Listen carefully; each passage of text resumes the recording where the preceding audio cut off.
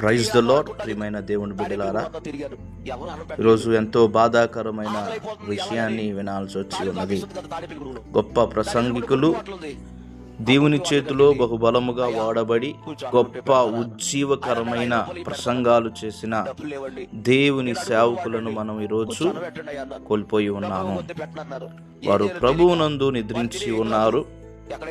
మరి గత రాత్రి గుంటూరులో మరి దేవుని పరిచర్యలో వాక్యాన్ని బోధిస్తూ మరి గుండెపోటు చేత వారు మరణించి ఉన్నారు.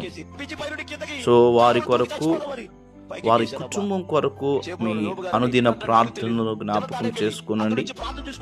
కుటుంబానికి ఆదరణ కలగాలని, ఆదరించబడాలని, వారి పరిచర్యలు ఎక్కడ ఆగిపోకుండా చక్కగా సాగిపోవాలని వారి కొరకు మనమందరము ప్రార్థిద్దాము. Praise the lord. Thank you. ఆకలి తట్టుకోలేక చచ్చిపోయి పైకి ఎక్కానండి.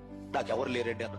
అప్పుడు ఆయన అన్నాడు, నీకెవరున్నా ఎవరు లేకపోయినా నీకేసే ఉన్నాడు, రా అని నన్ను తీసుకెళ్లి నన్ను పెంచి బైబిల్ ట్రైనింగ్ ఇచ్చి ఒక సేవకుడుగా నన్ను తయారు చేశాడు ఆయన.